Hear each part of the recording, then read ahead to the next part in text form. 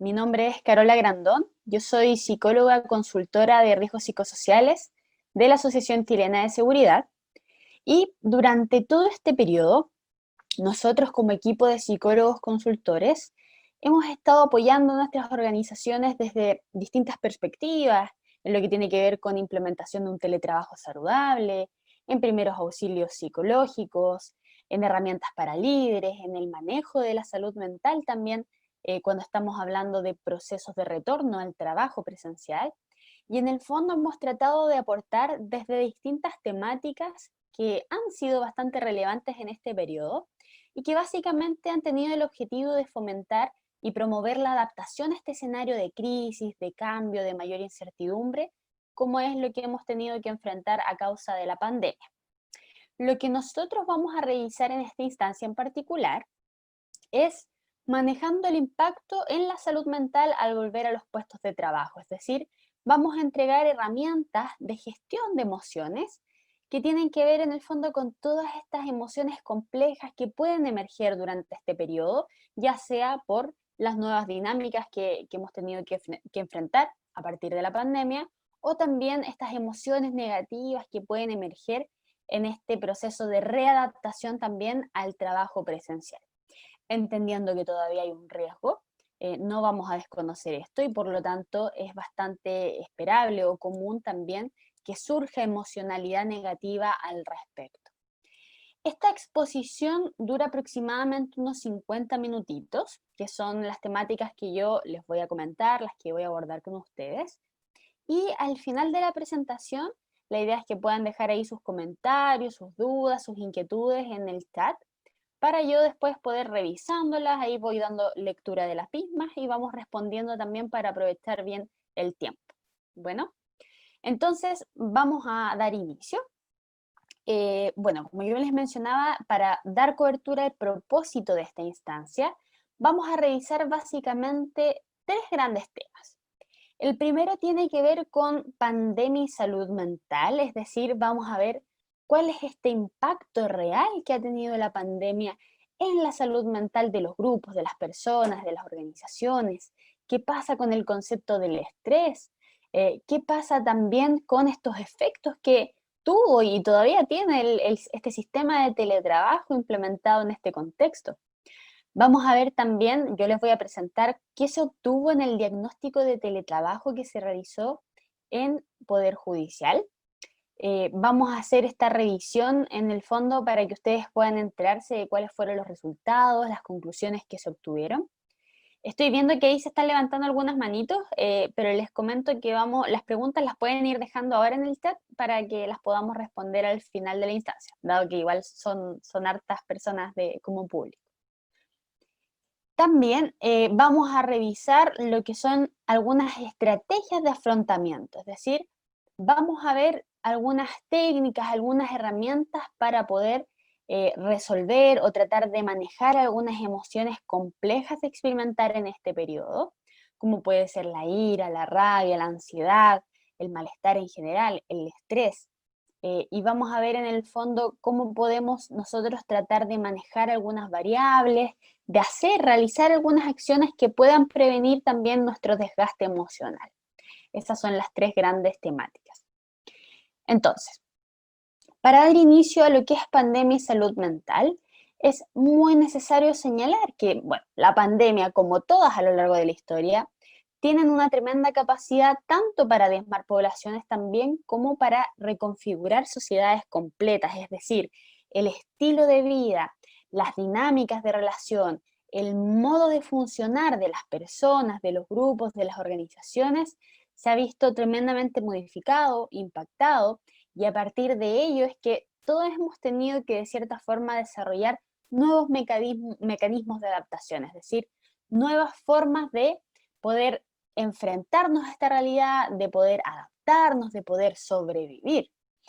En ese sentido, las estrategias que han tenido que desarrollar las organizaciones, los grupos, las personas, los países en general, se han enfocado en tratar de mitigar todos los efectos negativos que también ha generado esto en nuestra salud mental. Es decir, no podemos en este contexto solo hablar de el daño físico, el daño en términos de orgánicos, como lo podríamos decir, que tiene que ver con esta prevención, que lavado de manos, que mascarilla, que contagio, sin tampoco haber mencionado lo que es salud mental.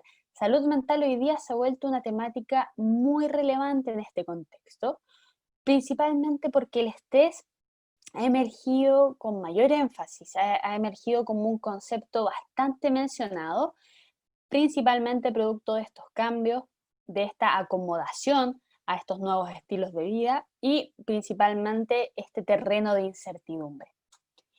Entonces, para iniciar vamos a hacer esta revisión del concepto de estrés.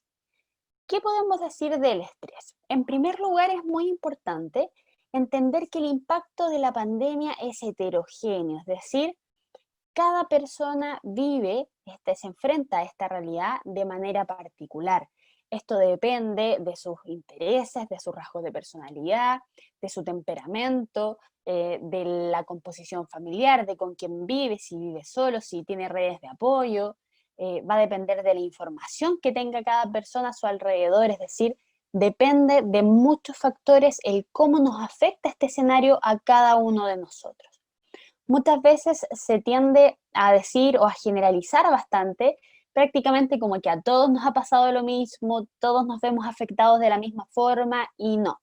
Necesitamos reconocer que cada uno está cargando hoy día una mochila distinta al de al lado. Pero lo que sí podemos reconocer son quizás tres tipos grandes de estrés. Si queremos hablar como en generalidades, podemos reconocer estos tres grandes niveles de estrés y les hago una invitación a que puedan reconocer también si es que ustedes se ubican en alguno de ellos.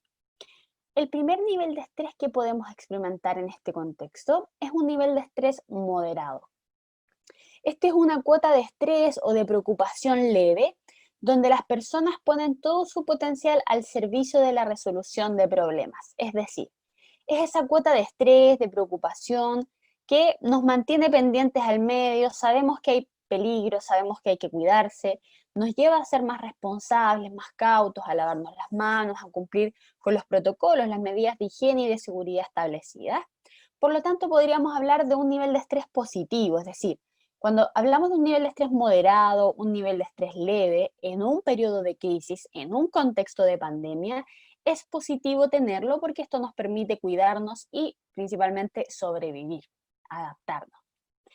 En segundo lugar, tenemos la posibilidad de experimentar un nivel de estrés muy intenso o sostenido que se caracteriza ya por un agotamiento. Comienzan a aparecer ya emociones negativas de forma más permanente. Comenzamos, qué sé yo, a experimentar algunas emociones complejas, como puede ser la rabia, la ira, la pena, y esta quizás nos empieza a acompañar día tras día. Ya en el fondo se nos está complicando un poquito quizás poder desenvolvernos con normalidad o poder cumplir con nuestras responsabilidades, nuestros roles laborales, domésticos, personales, familiares. Y también tenemos la posibilidad de experimentar un nivel de estrés tóxico, un nivel de estrés agudo. ¿A qué me refiero con ello? A un nivel de estrés que se caracteriza ya por un quiebre emocional, es decir, ya el nivel de malestar, de estrés, es tan elevado que yo ya pierdo funcionalidad. Poder responder a mis quehaceres, mis actividades cotidianas, ya sean laborales, familiares, personales, me es prácticamente imposible. Me es muy difícil poder cubrir este tipo de actividades o cumplir con todas esas responsabilidades porque el nivel de malestar es muy alto. Ahora, muchas veces a mí me preguntan a partir de estos temas, ¿cómo yo puedo identificar una diferencia entre un estrés muy intenso, o sea, un nivel de estrés medio y un nivel de estrés que ya es tóxico, que ya es muy agudo? ¿Cómo podemos ver esta diferencia? La diferencia radica principalmente en dos conceptos. Uno es intensidad y el otro es frecuencia. La intensidad de un estrés agudo muy elevado es tan alta que probablemente la he experimentado pocas veces en mi vida, o también es algo donde yo ya he realizado muchas estrategias, muchas formas, he tratado de inventar formas de sobresalir, de sobreponerme a esa situación y no lo puedo lograr por la intensidad del malestar, ¿ya? Eso es un concepto que es intensidad. y el otro tiene que ver con frecuencia, es decir, cuando hablamos de un nivel de estrés muy, muy elevado, es porque estamos hablando de síntomas que llevan ya de 2 semanas hacia arriba, es decir, ya nos están acompañando un tiempo importante. Esos son los dos conceptos para poder determinar ya. Sí, acá estoy hablando de un nivel de estrés tóxico muy agudo o estoy hablando de un nivel de estrés muy intenso que sería medio, ¿ya? Aquí siempre es importante recomendar y saber y decir y poder obviamente hacer algo al respecto cuando estamos experimentando un nivel de estrés muy, muy elevado. Siempre que estamos experimentando un nivel de estrés tóxico, va a ser lo más responsable acudir al médico, ir a un especialista, buscar un tratamiento especializado según mi sintomatología, según mi nivel de malestar. A veces vamos a necesitar apoyo farmacológico, a veces psicoterapia, pero siempre, siempre es una buena y saludable recomendación ir a un especialista, buscar apoyo especializado cuando estamos enfrentándonos a un nivel de estrés muy inhabilitante. Pero cuando estamos en un nivel de estrés medio, va a ser importante que generemos ciertos cambios, que apliquemos ciertas estrategias que nos puedan ayudar a sentir más bienestar y obviamente disminuir estos niveles de malestar que estamos experimentando. Para eso está orientada esta asesoría, para esos niveles de estrés intermedio.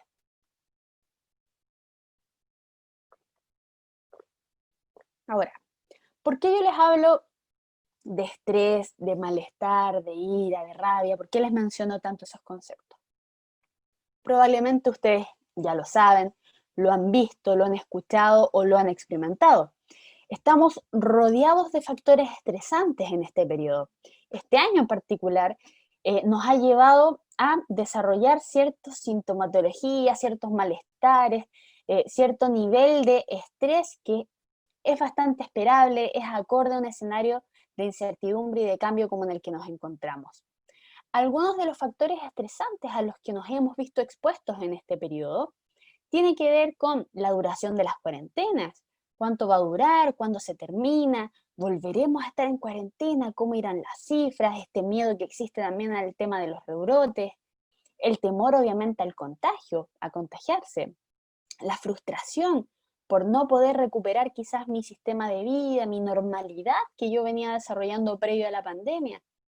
El nivel de aburrimiento también, como estamos más encerrados, estamos en el mismo lugar por lo general todos los días, más encerrados, menos contacto externo y por lo tanto esto tiende a llevarnos a hacer todos los días las mismas actividades, es decir, nos metemos ahí en una monotonía que no tiene fin.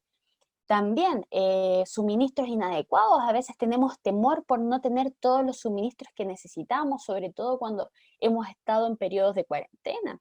A veces los insumos médicos, a veces otros insumos básicos. Información inadecuada también. Actualmente estamos expuestos a mucha, mucha información, que las redes sociales, que el WhatsApp, las noticias de fondo todo el día, o sea, hay mucha, mucha noticia alrededor que también tiene la capacidad de desgastarnos emocionalmente. Temor en algunos casos a las pérdidas financieras producto del escenario económico, laboral, y también estigma en el caso de este temor que a veces existe a contagiarse por este miedo a ser juzgado, a ser cuestionado, a ser criticado también por los entornos cercanos.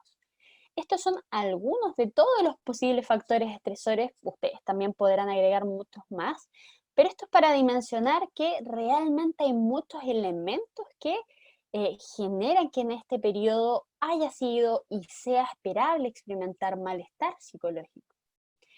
Otra cosa que ha afectado particularmente, me atrevería a decir, a las personas que tienen al cuidado a adultos mayores, que tienen al cuidado a niños, en el fondo que tienen muchas responsabilidades y generalmente pocas redes de apoyo, ha sido tratar de realizar un teletrabajo con un fuerte nivel de aislamiento, un teletrabajo muy, muy en solitario, altos niveles de presentismo. Con ello me refiero cuando muchas veces quien teletrabaja se siente mal, se siente enfermo quizás y prefiere no decírselo a la jefatura o a su líder por temor a que desconfíen de él, entonces igualmente trata de trabajar pese a no estar en las condiciones idóneas, ideales de hacerlo.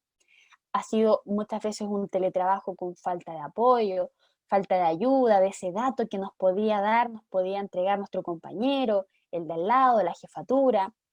Ha sido un teletrabajo con baja progresión profesional, es decir, se han perdido muchas instancias de contacto en la organización, de promoción, de desarrollo, de capacitaciones, pero fundamentalmente para aquellas personas que tienen bastantes responsabilidades domésticas y han tratado de compatibilizarlo con su trabajo, se ha caracterizado por la dificultad del desenfoque de límites y estructura del tiempo subjetivo.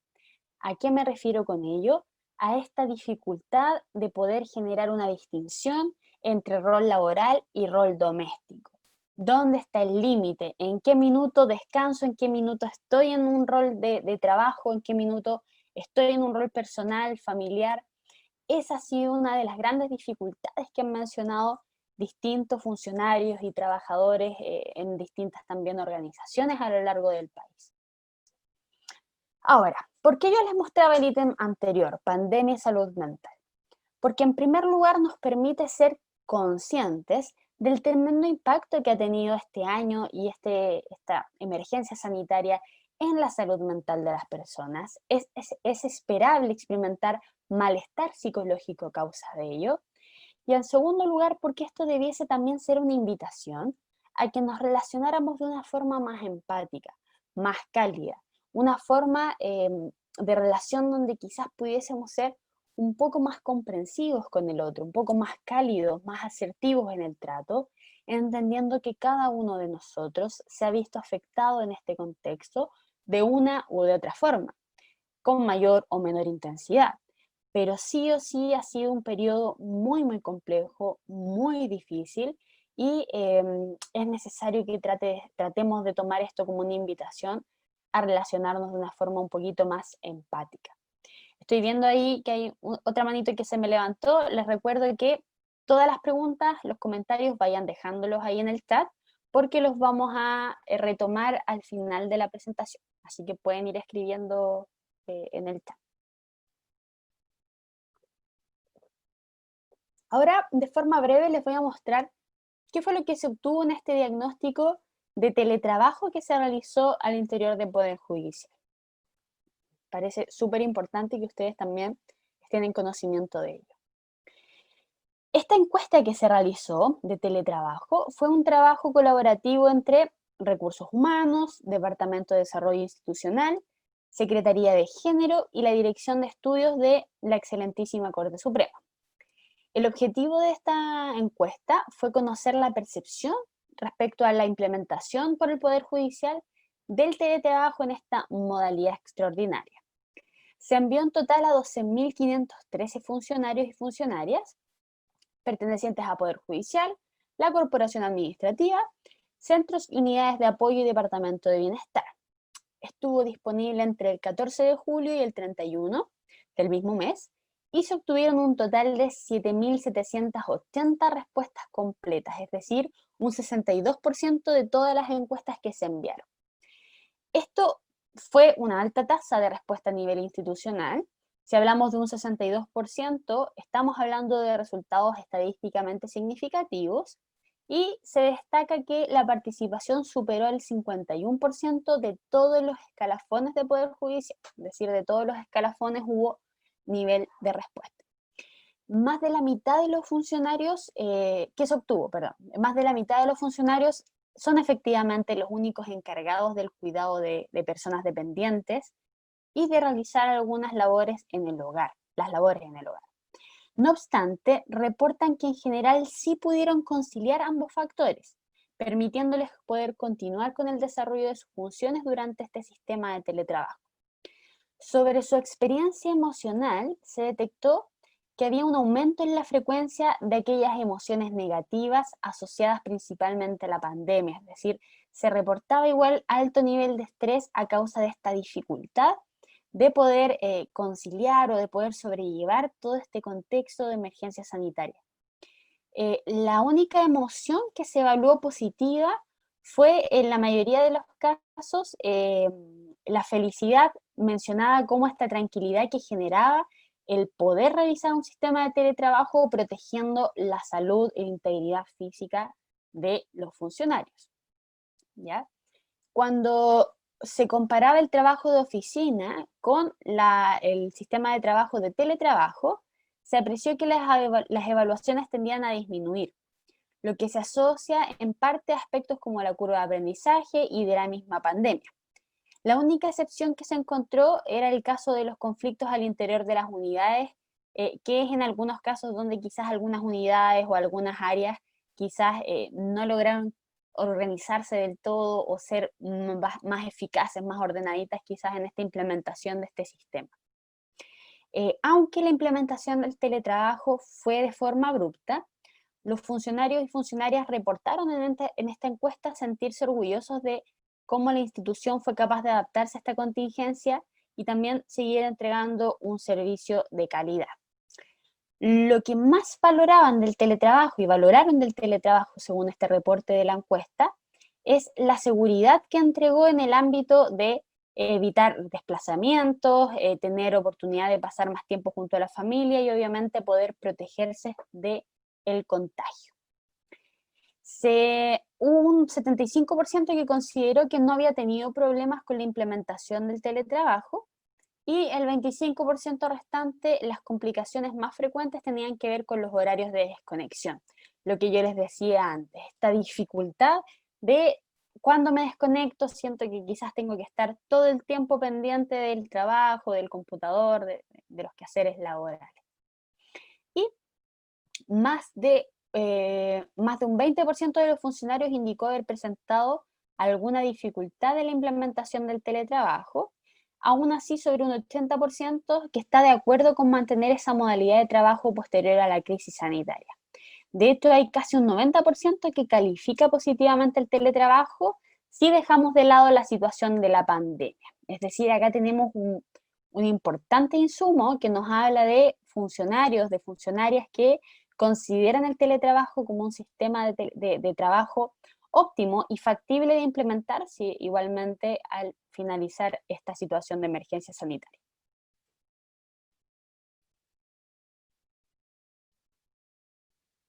A continuación, vamos a ir de lleno a lo que es gestión de emociones. Vamos a ver cómo podemos trabajar, cómo podemos abordar, cómo podemos enfrentarnos y generar ciertas condiciones que nos permitan disminuir los niveles de malestar, los niveles de estrés. En primer lugar, tenemos la temática de la información. Nosotros, para tratar de promover el bienestar en nosotros mismos, va a ser muy relevante que incorporemos esta noción de la higiene de la información. Con ello me refiero a que muchas veces estamos quizás durante las jornadas, durante el día, con las noticias de fondo, viendo mucha noticia en redes sociales, viendo noticias por WhatsApp. Estamos expuestos a mucha información que nos puede afectar a nivel emocional. Por lo tanto, va a ser importante que tratemos de, en primer lugar, generar una higiene de información, y esto se refiere a tratar de, en primer lugar, informarnos solo en medios oficiales, en medios objetivos, medios confiables, y en segundo lugar, a tratar de limitarnos e informarnos una vez al día leer o escuchar noticias, pero tratar de que sea un momento, un espacio del día y no estemos todo el día ahí incorporando o exponiéndonos a información que a veces de forma inconsciente también nos está generando un fuerte malestar. Va a ser importante también que tratemos de proteger a otros, tratemos de no compartir información de dudosa procedencia, información que no sea tan confiable o información que sea muy alarmista y poco constructiva, con personas, sobre todo con personas que quizás están un poquito más vulnerables, un poco más susceptibles a experimentar malestar en este contexto. Tratemos de compartir información que sea legítima, que sea fiable y que por sobre todo sea lo más constructiva posible. En segundo lugar, la alimentación va a ser un factor fundamental de protección ante los niveles de estrés y de malestar. Algunos hablan incluso de alimentación antiestrés. ¿Por qué es tan importante esto? Porque una alimentación nutritiva, una alimentación balanceada, fortalece nuestro sistema inmunológico. que es el sistema en el fondo que permite que nuestro organismo funcione bien, protegernos de las enfermedades, incluso las enfermedades infecciosas, como lo es el coronavirus, el COVID-19, y en el fondo nos permite también estar más concentrados, mantenernos más funcionales, estar más despiertos, estar mucho más activos y en un estado mucho más saludable para enfrentarnos para enfrentarnos a nuestras actividades, a nuestras demandas del día a día. Alimentarnos bien de forma balanceada, de forma nutritiva, va a ser un muy, muy buen factor protector para prevenir enfermedades tanto físicas como a nivel de nuestra salud mental. ¿A qué nos referimos con una buena alimentación? Básicamente a privilegiar siempre el consumo de frutas y verduras frescas que sean de temporada, privilegiar frutos secos a los snacks dulces, azucarados o altos en grasa que solemos consumir, y también consumir harto líquido. Tratar de evitar las frituras, tratar de evitar los productos altos en azúcares, con alto contenido de grasa. Tenemos afortunadamente una ley que actualmente en Chile regula este tema del etiquetado de los alimentos, por lo tanto es bastante fácil también reconocer cuando estamos ante alimentos que son poco beneficiosos y por el contrario que son beneficiosos y son nutritivos para nuestro organismo. Tratemos de privilegiar ello, tratemos de llevar una alimentación balanceada. Esto no quiere decir que nunca consumamos alimentos horneados, alimentos quizás que son un poquito más ricos, más apetitosos, sino que la norma de la semana sea alimentarnos de una forma más balanceada, más nutritiva, y una vez a la semana, un fin de semana, podamos quizás desmarcarnos un poquito de este sistema de alimentación. En tercer lugar, un muy relevante factor protector tiene que ver con el ejercicio. La pandemia nos ha llevado a aumentar los niveles de sedentarismo, nos ha llevado en el fondo a movernos menos, a gastar y consumir menos calorías de las que estamos ingiriendo a través de nuestra alimentación. Y por lo tanto va a ser fundamental que nosotros tratemos de gastar esta energía, tratemos de quemar estas calorías que estamos ingiriendo a través del movimiento, del ejercicio físico. Esto pueden ser caminatas largas, pueden ser, si no puedo salir, obviamente, descargar estas aplicaciones con algunas rutinas de ejercicio, que yoga, que pilates, que aerobox, que pesas, lo que ustedes quieran, lo que más se acomode a sus intereses. Puede ser baile entretenido, hay 1000 opciones para buscar actividades. Lo importante es tratar de aumentar esta frecuencia. La Organización Mundial de la Salud recomienda 150 minutos a la semana de actividad física moderada al día. Esto equivale a unas 3 veces a la semana, una horita destinada a un ejercicio moderado o algo que nos haga gastar un poquito más de energía y nos mantenga saludables. El ejercicio también va en directa relación y también contribuye al fortalecimiento de nuestro sistema inmunológico, por lo tanto va a ser muy relevante considerarlo como un buen factor protector para poder propiciar un ambiente donde experimentemos menor malestar físico y psicológico y promovamos todo lo contrario. Un cuarto elemento muy, muy relevante tiene que ver con el placer. ¿A qué me refiero con ello? Activar las zonas de nuestro cerebro que van en directa relación con estos espacios de placer, activar las zonas que interactúan con el placer. ¿A qué me refiero con ello? Simplemente tratar de destinar en nuestro día a día una horita, una media horita de alguna actividad que nosotros elijamos para nosotros mismos. ¿A qué me refiero con ello?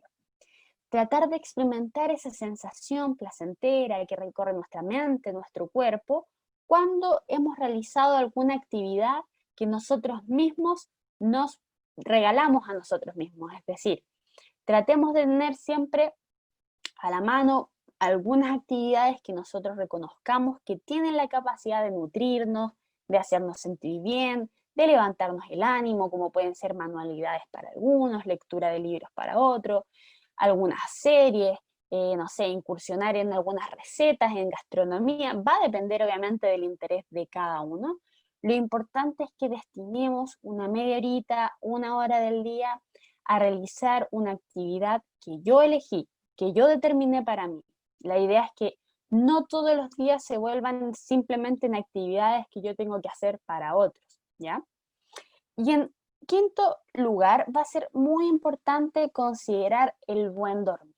Acá, dormir bien va a ser una un muy buen hábito en el fondo, que nos permite poder descansar, poder ventilar, poder de cierta forma despejar nuestro organismo en la noche para que se encuentre apto, esté funcional y tenga toda la energía del día siguiente, poder dar cobertura a todas las actividades que yo tenga que hacer cuando ya está reparado, cuando ya está enérgico, cuando hubo un periodo de descanso, ¿ya? Muchas personas han reportado en este periodo tener algunas complicaciones en este ítem, que es el dormir.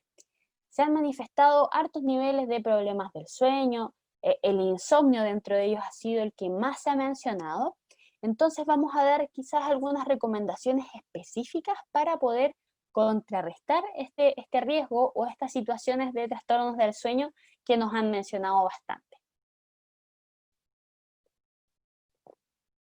En primer lugar, va a ser muy importante que tratemos de bajar las expectativas del dormir.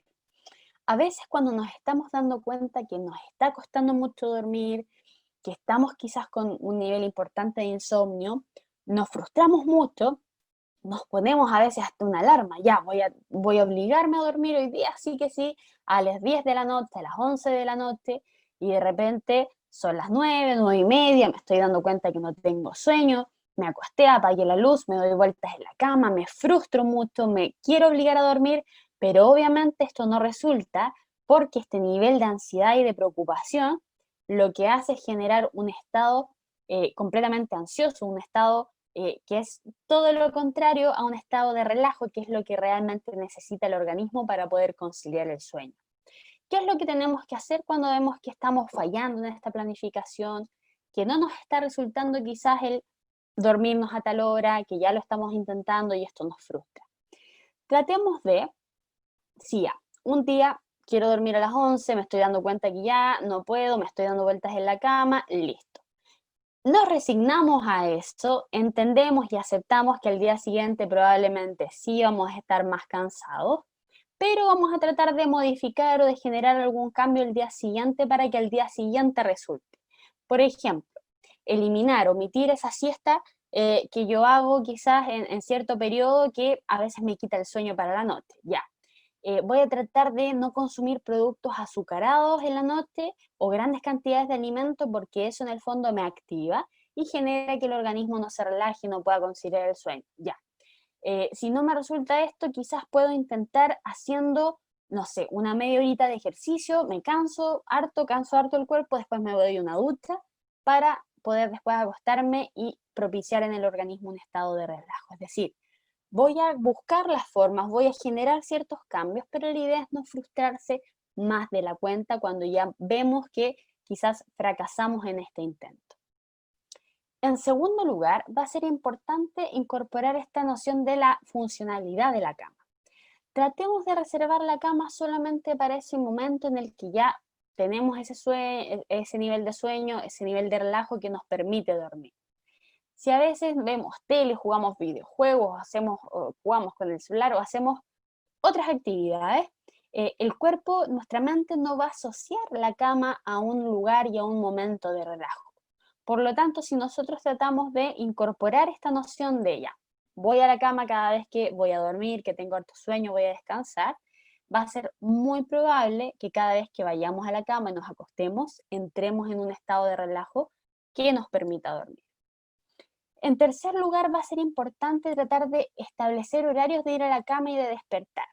Con ello no me refiero a establecer horarios fijos y poner la alarma y no, porque esto nos pondría ansiosos, obviamente, pero tratar más o menos de tener un ciclo estable de sueño.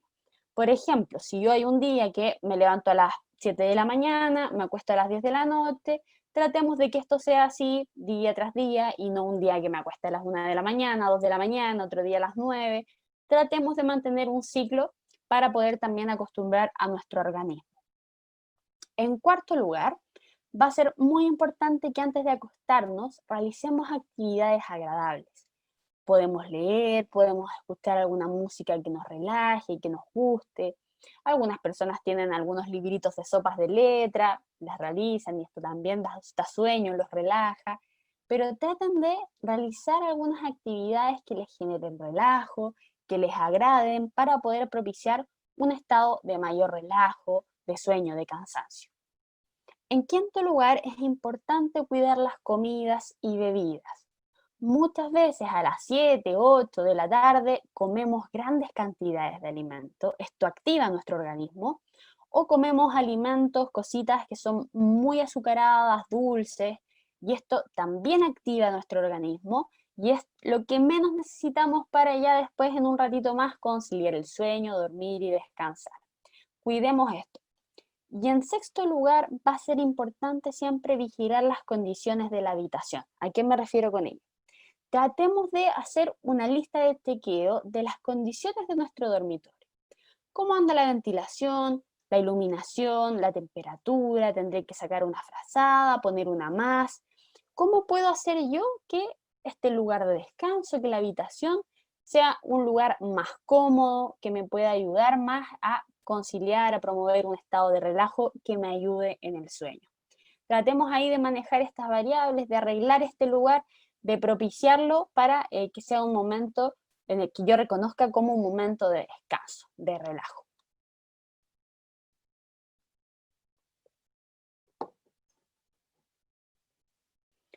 Otra estrategia muy importante, centrado en los problemas, en el malestar que podemos experimentar a veces, tiene que ver con la búsqueda de apoyo social.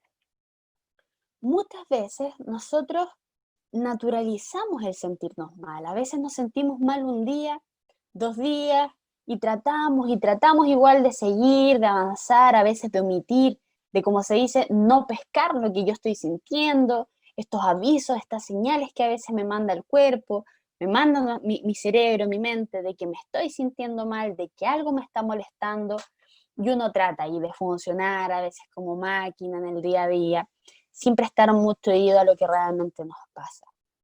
Siempre va a ser una recomendación saludable que tratemos de reconocer y aceptar lo que nos pasa. Si yo hoy día y mañana me encuentro que me levanté, me faltó ánimo, no me sentí muy motivado, muy enérgico en el día, preguntarnos por qué será, desde cuándo, qué podré cambiar, qué podré modificar, en qué estoy pensando, qué me tiene así, aceptar lo que me pasa, tratar de entender qué es lo que me pasa, por qué siento lo que siento.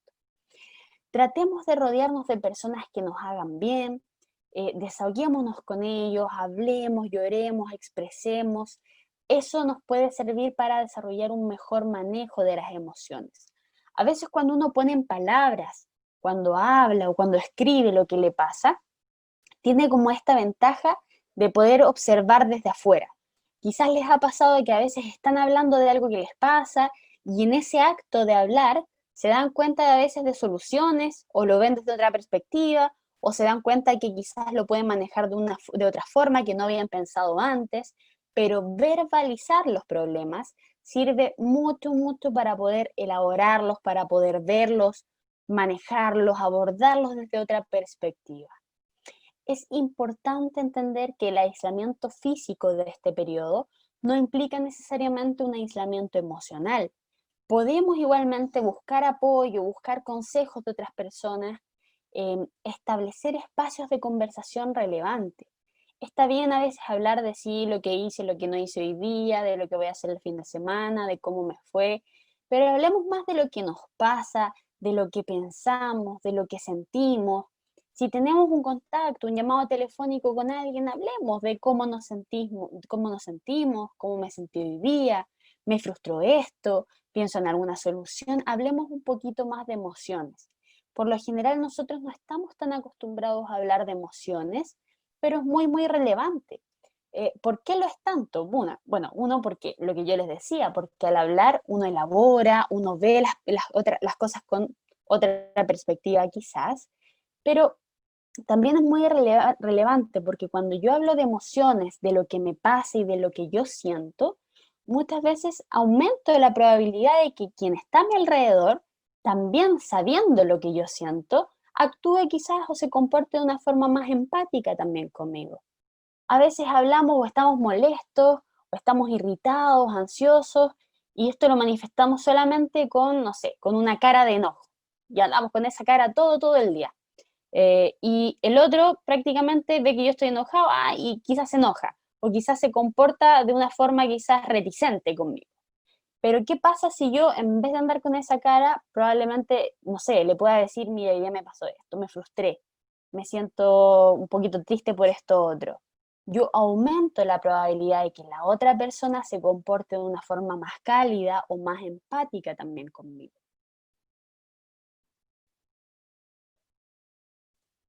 Otro elemento muy relevante en este periodo, que es bastante sensible, tiene que ver con el duelo. Desgraciadamente, en este periodo quizás se ha vuelto un poquito más común tener que hablar o entregar herramientas para el duelo, para la pérdida, ¿no?, de algún ser querido. Es muy importante tomar en cuenta estas 8 consideraciones para ello en caso de que lo experimentemos nosotros o que alguien cercano, alguien que esté a nuestro alrededor lo haya o lo esté experimentando.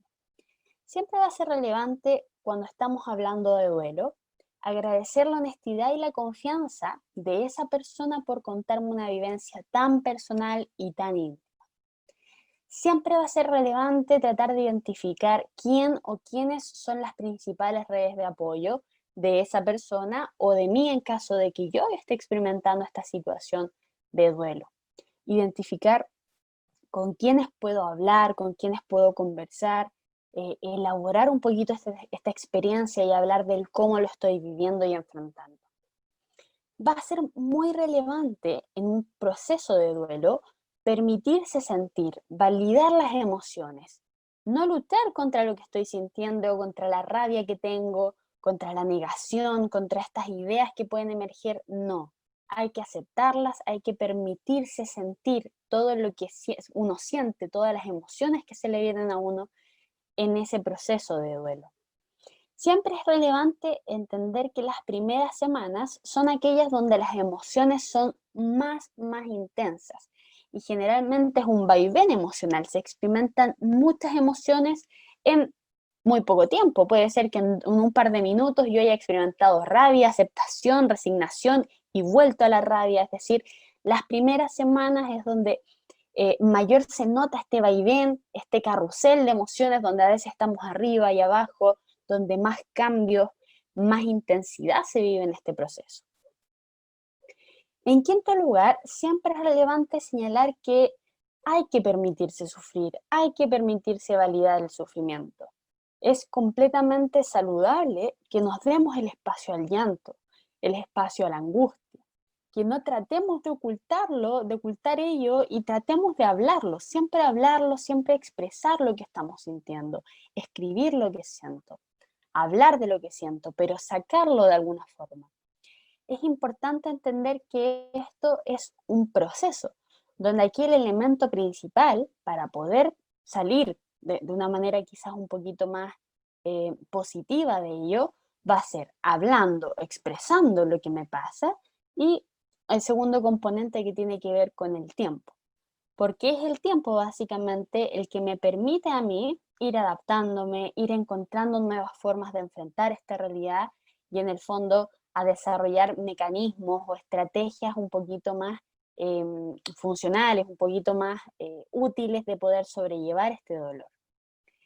El punto 7 tiene que ver con los ritos funerarios. Es muy relevante considerar que los homenajes y las despedidas son una parte importante de un duelo sano.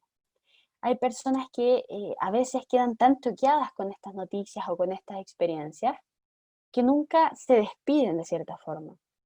Nunca regalaron, entregaron una flor, una foto, hicieron una carta, le entregaron algo al ser querido de la persona que falleció, nunca hicieron algo, quizás algún rito de despedida. Es muy importante tratar de hacer siempre un homenaje, una carta, algún símbolo que me sirva a mí, me permita entender que es un símbolo de despedida. Y en octavo lugar, es importante reconocer que si un proceso de duelo se ha vuelto muy complejo de enfrentar, si yo quizás siento que esto se me escapa un poco de las manos, es muy importante que podamos buscar apoyo también. La psicoterapia es una excelente herramienta de acompañamiento, por ejemplo, en los procesos de duelo. Y muchas veces podemos encontrar en la psicoterapia varias herramientas que nos pueden ayudar a entender cómo va este proceso, qué es lo esperable, qué estrategias quizás puedo yo adaptar o desarrollar quizás para ir sintiéndome mejor, un poquito más aliviado y poder a veces verbalizar un poco más lo que estoy sintiendo. A algunas personas les cuesta mucho también poner en palabras o poner en escritos lo que realmente está pasando allá adentro.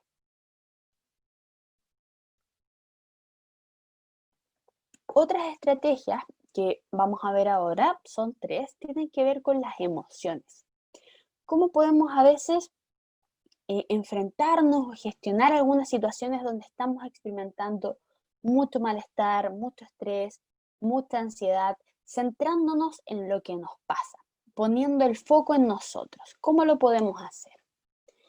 En primer lugar, cuando estamos experimentando fuertes niveles de angustia, de rabia, de ira o de ansiedad, es altamente probable que nuestro organismo esté muy hiperventilado, muy excitado, que estemos respirando muy cortito, muy rápido, oxigenando poco nuestro cuerpo, que estemos con aceleración cardíaca, con los músculos contraídos. Generalmente cuando uno experimenta estas emociones negativas, el cuerpo también está experimentando un fuerte nivel de malestar, ¿ya? De tensión. ¿Cómo lo podemos hacer cuando nos damos cuenta que estamos muy, muy agobiados, angustiados o ansiosos? Ponernos en algún lugar cómodo.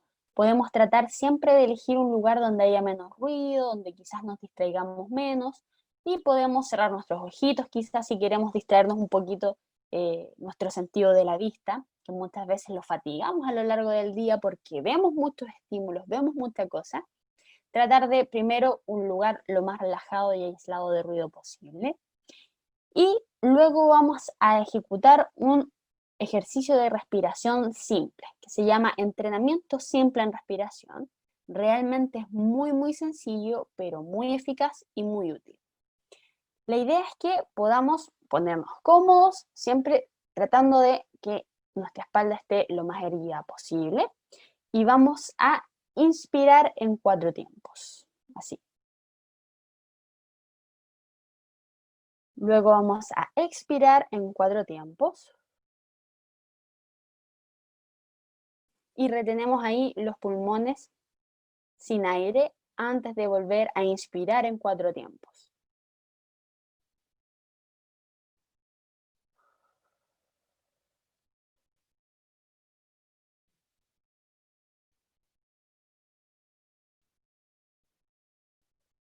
Si ustedes se dan cuenta, lo que hacemos en este ejercicio es respirar de forma más pausada y más profunda.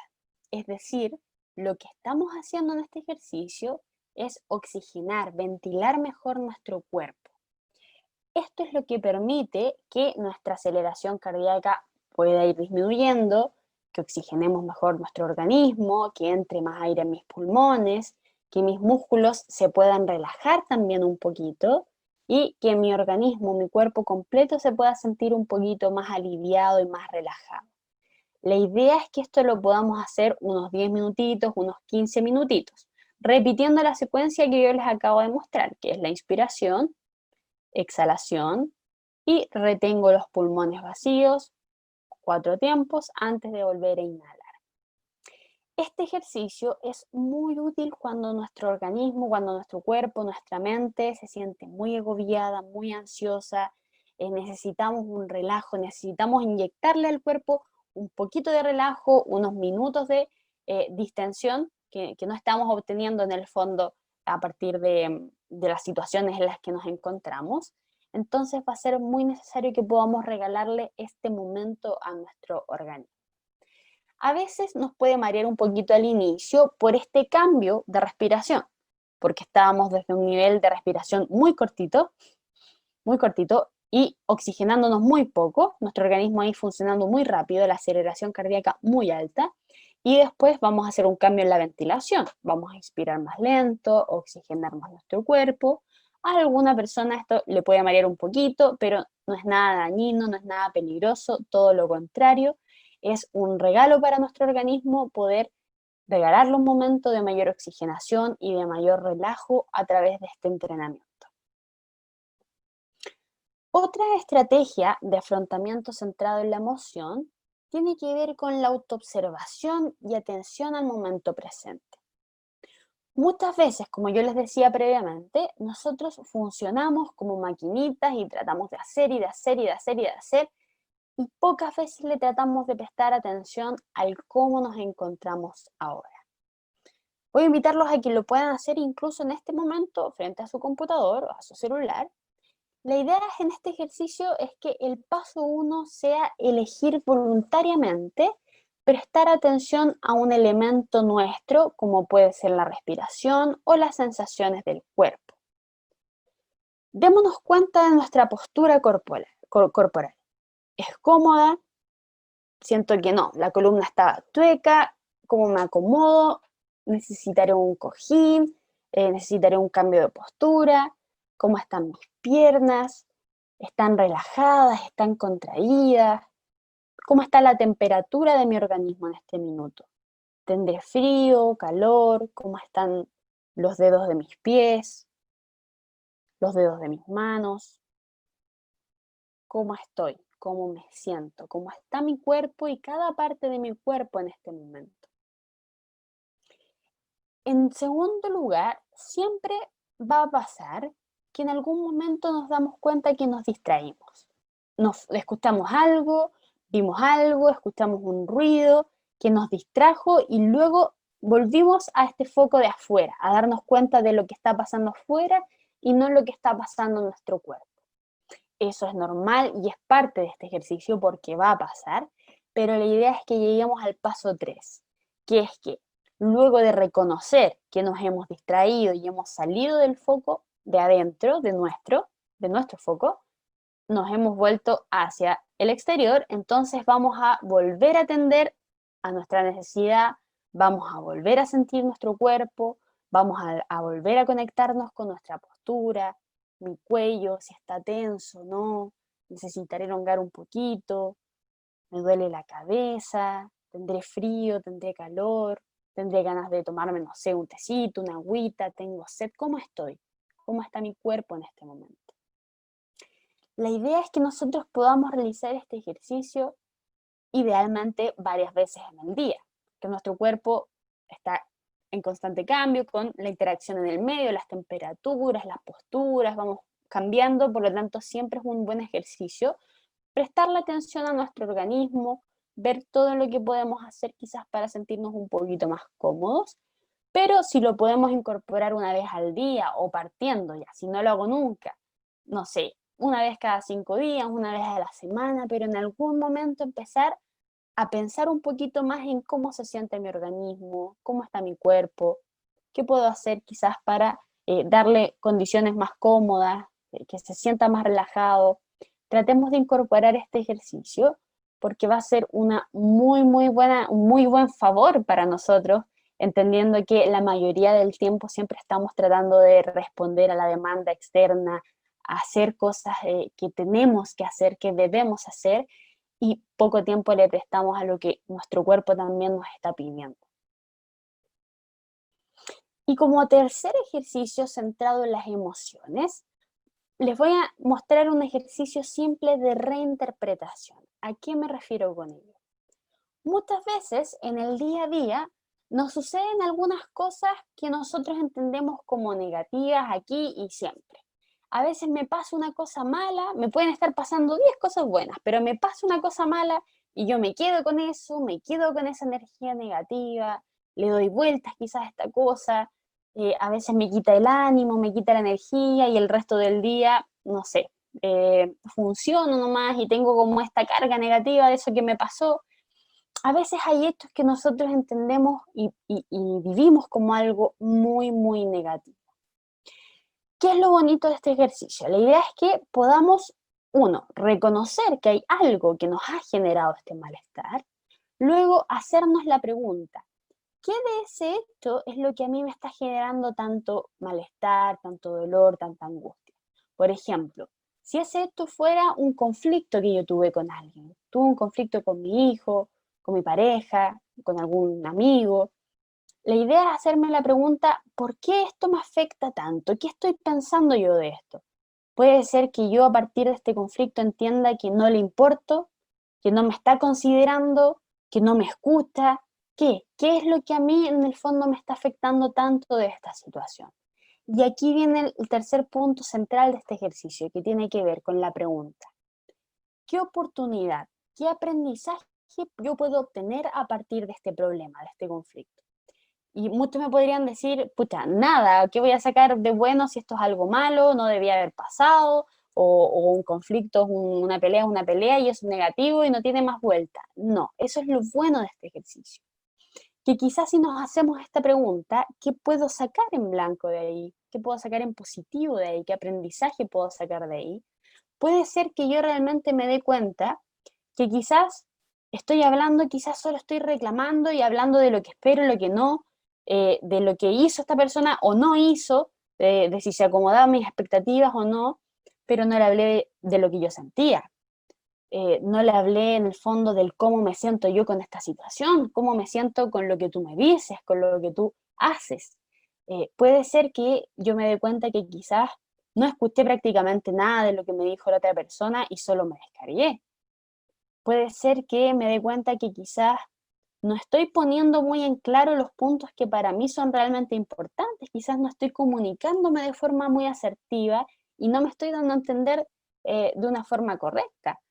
Puede ser también, pueden haber muchas opciones, pero en el fondo siempre puedo identificar algo que puede mejorar, algo que puedo modificar, algo que puedo cambiar o que puedo aprender de esta situación que me permita obviamente manejarme o desenvolverme quizás con mayor efectividad, con mayor eficacia en un futuro. La idea es que podamos siempre incorporar esta pregunta. ¿Qué aprendo? ¿Qué aprendizaje yo puedo sacar de esta situación negativa? ¿Para qué me puede servir en el futuro? ¿Qué es lo que puedo cambiar? ¿Qué se puede modificar? ¿Qué puedo aprender de eso? Finalmente, para cerrar, vamos a ver qué son las estrategias centradas en la evitación. La evitación es una estrategia que todos desarrollamos en algún momento, que tiene que ver con que nos pasa algo negativo, nos pasa algo, nos sentimos mal por alguna situación y tratamos de cambiar el foco, de pensar en otra cosa, de hacer otra cosa y de desmarcarnos de esa situación que nos ha generado malestar.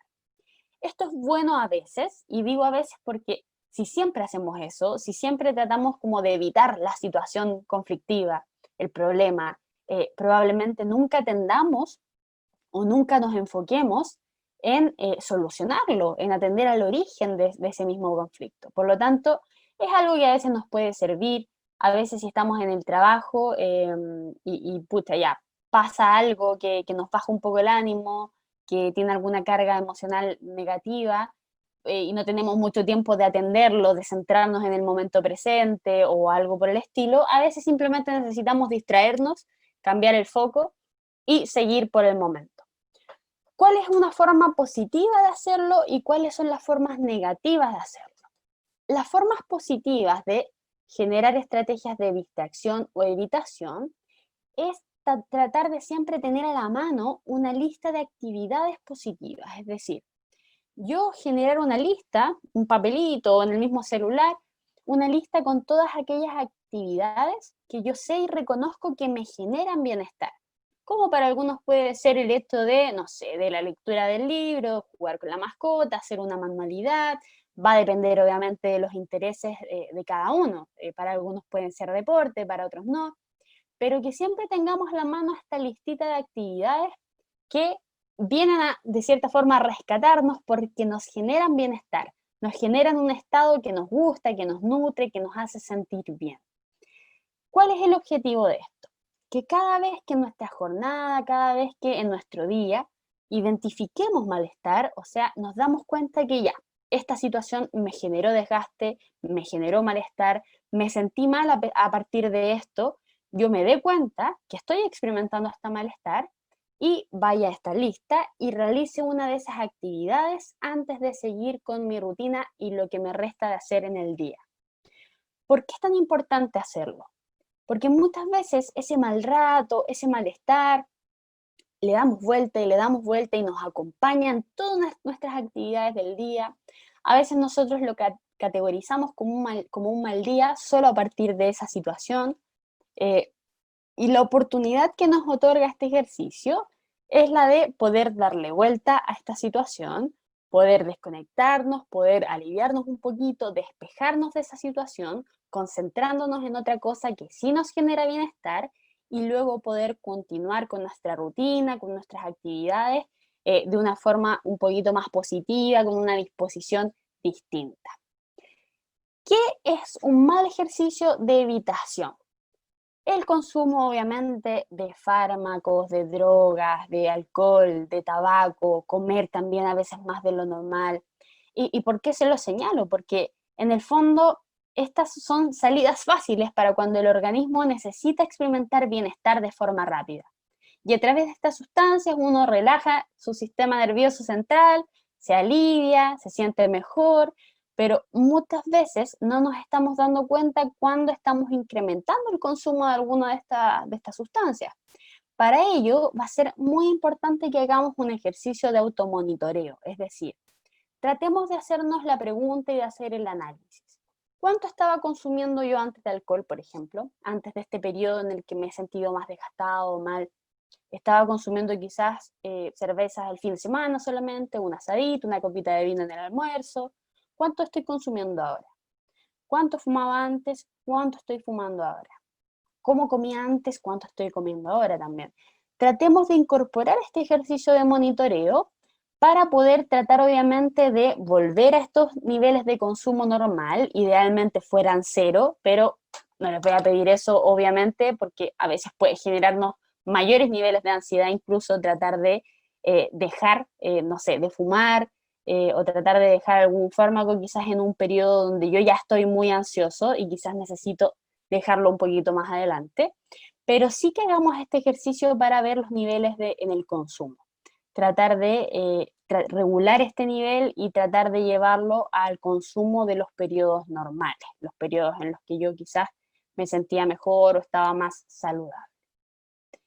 Finalmente, me gustaría invitarlos a que puedan revisar este link que es coronavirus.at.cl, donde nosotros vamos subiendo distintas fichas con distintos consejos, dentro de ellos recomendaciones en teletrabajo, teletrabajo y familia, gestión de emociones, consejos para líderes, recomendaciones también para enfrentarse a este proceso de retorno al trabajo presencial, y ahí vamos subiendo también nuevo material y nuevas fichas en la misma forma en que vamos actualizando, creando este material, van sido subiendo a este link también, así que se los comparto porque les puede ser útil también, quizás puedan compartirlo, les sirva a ustedes. También hay otras recomendaciones de tipo ergonómica, como habilitar o adecuar el espacio de teletrabajo también para que sea más saludable. Hay distintas fichitas, así que ahí igual les comparto el link. Pueden poner, de hecho, en Google coronavirus at y solo lo puedo mandar ahí a este hipervínculo para que puedan revisar este material. Yo lo que voy a hacer ahora es dejar de compartir la pantalla. Ahí está. Y voy a ver sus comentarios.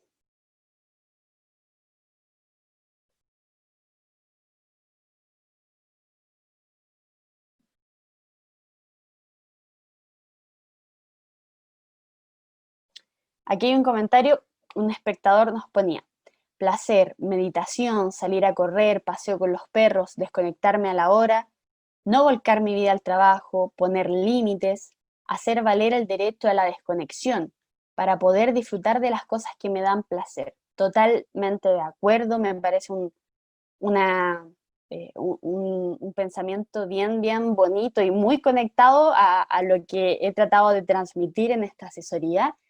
La verdad es que me gusta harto esta reflexión, sobre todo en este sentido de poner límites. A veces uno puede intencionar un poquito más esto, a veces uno se excusa mucho en el debo, tengo, pero a veces quizás no buscamos todas las posibilidades, no agotamos todas las instancias y los recursos para realmente asegurarnos de que por lo menos una vez al día, en algún ratito, podamos experimentar, realizar una actividad que nos haga sentir bien.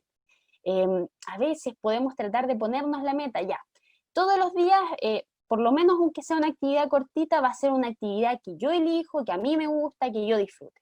Y algunos se ponen esa meta y, por ejemplo, en la semana tienen que hacer un resumen de los 7 días y ver qué cosa hicieron cada día que les generó bienestar, que les hizo sentir bien, que les alivió, que les relajó, etcétera. Es un muy bonito desafío, es un desafío bastante importante, que ganas de tratar de promoverlo, de impulsarlo en ustedes también. Acá tenemos, buenas tardes, se ve bien. Es muy importante considerar también que aparte de nosotros, como funcionarios que estamos en teletrabajo, está también la situación de los hijos que también se encuentran en modalidad online con clases. Cuesta mucho organizarse, sobre todo cuando son pequeños, más los temas domésticos. Totalmente de acuerdo. De hecho, tratar de compatibilizar estas responsabilidades, sobre todo para quienes tienen al cuidado a sus hijos o adultos mayores, yo simplemente como que me saco el sombrero, como se dice con ellos, porque he visto, he conversado con muchos trabajadores de distintas áreas y sí, ha sido un trabajo tremendamente desgastante, muy, muy cansador. Y de cierta forma han logrado igualmente responder a las responsabilidades laborales, a las familiares, a las personales.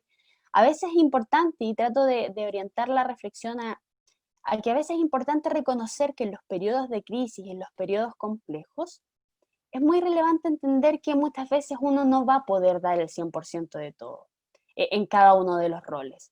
De hecho, es prácticamente lógico que no va a poder dar el 100% de sí en cada uno de ellos. En la medida en que uno puede quizás asumir esta realidad y entender que quizás va a funcionar el 70, el 60% en cada rol, también puede disminuir un poquito el nivel de ansiedad, el nivel de malestar que está experimentando. Entender que no vamos a poder funcionar al 100 en cada uno de los roles, de los compromisos que tenemos que enfrentar en el día a día. Acá tenemos otro comentario, solo darle cabida a las soluciones y no centrar la atención solo a los problemas en una mirada resiliente. En simple, el resultado es más aliviador. Sí, un llamado bien importante. Muchas veces es complejo tratar de incorporar esta noción de la resiliencia, del sobreponerme a veces uno tiene la tendencia quizás a quedarse en el problema, darle mucha, mucha vuelta, a veces pensar mucho en cómo hubiera sido si hubiese hecho otra cosa, cómo hubiesen sido las cosas si yo hubiese actuado distinto o otra persona hubiese actuado distinto, y a veces nos perdemos tanto en esa reflexión de lo que pudo haber sido o no, del por qué o el por qué a mí, o nos quedamos tanto tiempo en ello. No digo que no esté bien hacerlo, sino simplemente en no destinar tanto tiempo a eso y tratar de siempre mover un poquito más el foco a lo que puedo hacer. ¿Qué está en mi control? En qué cosas yo tengo la capacidad de hacer, de gestionar, de improvisar, de crear soluciones que puedan ir dirigidas a sentir mayor bienestar, sentir mayor relajo, sentirme un poquito mejor? Acá. Eh, Feliz, ya que desde hace muchos años no compartía diariamente con mi familia. Sí, ahí tenemos una experiencia que quizás podríamos decir que como la cara opuesta, pero la verdad es que me lo han mencionado muchas, muchas personas en este periodo.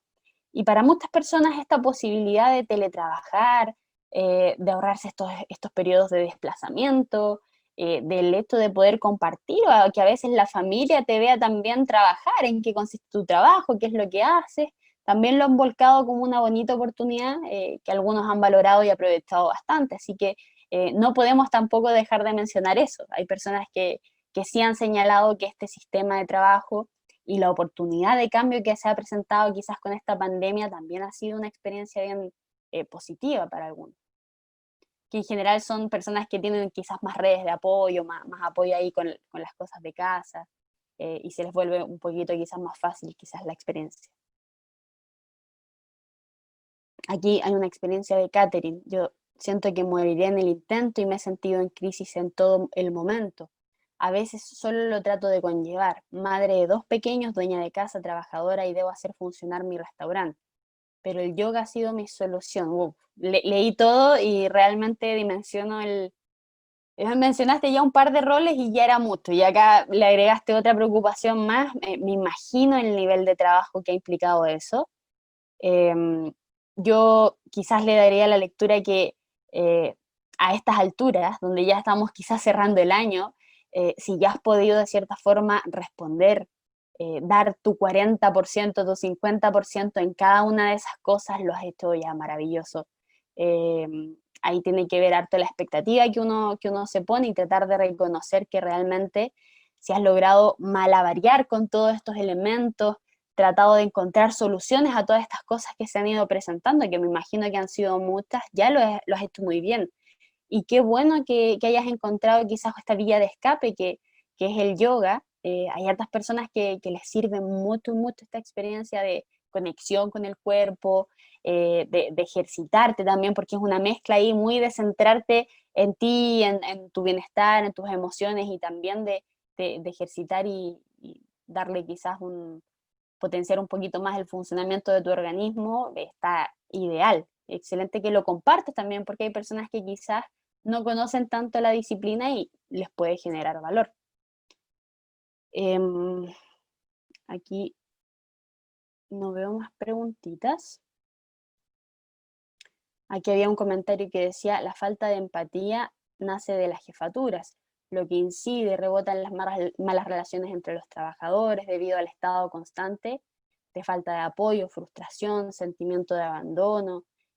Sí, estoy absolutamente de acuerdo. A veces tenemos algunas situaciones donde hay estilos de liderazgo que carecen quizás de estas herramientas de apoyo, de este sentimiento, que transmitan quizás esta sensación de ser un facilitador y a veces más un obstaculizador a los procesos. Me encantaría que eso no pasara, pero en el día a día, en el quehacer laboral, sobre todo en riesgos psicosociales, uno ve las consecuencias negativas en el clima, en el ánimo, en el sentimiento de muchos trabajadores, muchos funcionarios, cuando en el fondo no tienen este apoyo, no tienen este respaldo desde de parte de los líderes. Ahí muchas veces lo que yo veo que resulta harto es estas redes de apoyos que pueden generar en el mismo equipo, entre mismos compañeros, entre mismos colegas. A veces para enfrentar ese tipo de situaciones el mejor recurso tiene que ver con la colaboración, con el sentido de coordinación, de trabajo, de planificación que uno mismo de forma más proactiva puede desarrollar con los equipos. Aquí nos ponen importante tener una rutina diaria, crear espacios distintos, ojalá que el lugar de teletrabajo esté separado de actividades familiares, de esparcimiento o relajo. Esa también es una muy, muy buena recomendación. Tratar de siempre tener un lugar de trabajo más o menos aislado para que yo note este límite entre el espacio de trabajo, entre el espacio que es más de casa. Si no tengo la posibilidad de generar este espacio, es ocultar todas las cosas, notebook, mouse, teléfono del trabajo, carpeta, lápiz, todo lo que yo asocie a trabajo, ocultarlo, guardarlo una vez que finaliza la jornada, pero ayudarme también a generar este límite entre lo que es lo laboral y lo doméstico. Muy, muy buen comentario. Y no veo más preguntitas, pero en general estoy viendo que sí, los comentarios muy, muy acertados. Los comentarios, las descargas también, que para mí son súper importantes, que también se mencionan, por eso les doy lectura. Ahí está. Estoy viendo que no hay más preguntas. Habían hartos comentarios, me parece súper positivo eso. Les comento que los invito a partir de este tipo de instancias. Creo que el objetivo central es generar un llamado a hacer, un llamado a que tratemos de hacer, de implementar estrategias, de generar algunos cambios, pero de hacer cosas cuando estamos experimentando malestar. No naturalicemos el sentirnos mal, no pasemos por alto muchas veces estas sensaciones, estas emociones que a veces nos avisa nuestra mente, nuestro cuerpo.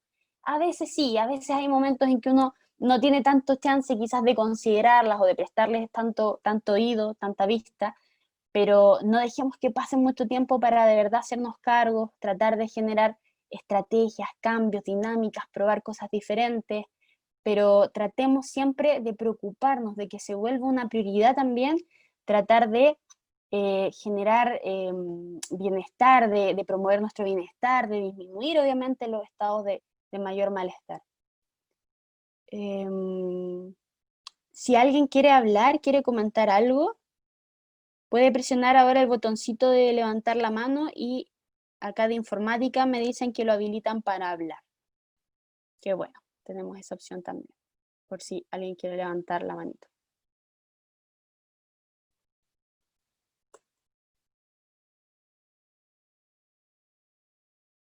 El video va a quedar disponible este seminario para verlo después.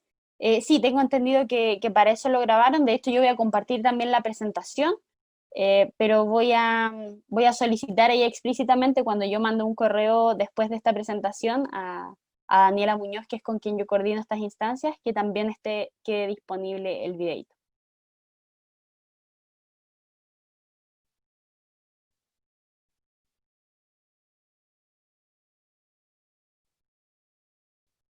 Si alguien quiere levantar su mano, ahora damos unos segunditos para que puedan hacerlo también. La idea es que no se queden con dudas o con preguntas, si podemos aprovechar ahora de responder.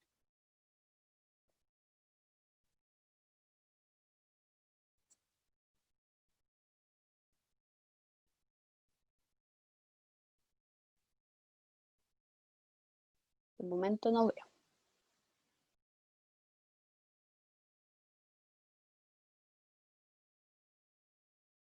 Espero que eso se deba a que los contenidos igual fueron claros. Espero haber eh, podido de cierta forma entregar o transmitir este mensaje de la forma más clara posible. Y como yo les decía, fundamentalmente tratando de incorporar en ustedes quizás este bichito, esta idea del hacer, del preocuparme, del ocuparme un poquito más, del prestarle más atención quizás a lo que es temática de salud mental. Aquí Laura Pizarro pone, me parece muy atingente y muy asertivo todo lo expuesto. Qué bueno que se dé esta instancia, la felicito. Muchas gracias, Laura. Qué bueno que haga tener este feedback ahí de que haga sentido y que sean asertivos los mensajes y los contenidos vistos. Qué bueno, muchas gracias. Acá Sara Zagoya pone, te agradezco, Carola, por la instancia. Cada uno debe preocuparse de su bienestar interno y encontrar ese algo que ayude a mejorar cada día. En mi caso, la meditación. Excelente. Excelente, Sara, y muchas gracias. Y Felipe Fuentealba pone, estuvo muy claro, muchas gracias. Súper. Qué bueno. Aquí pone buena diferenciación entre ocuparse y preocuparse. Súper. También.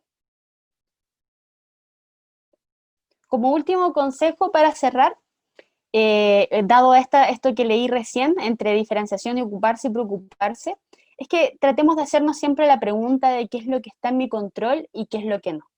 A veces uno suele dedicarle mucho tiempo, mucha energía a cosas que escapan de mi control. Tratemos de hacernos esta pregunta. ¿Estoy enojado por esto? ¿Me genera rabia? Sí, estoy irritado.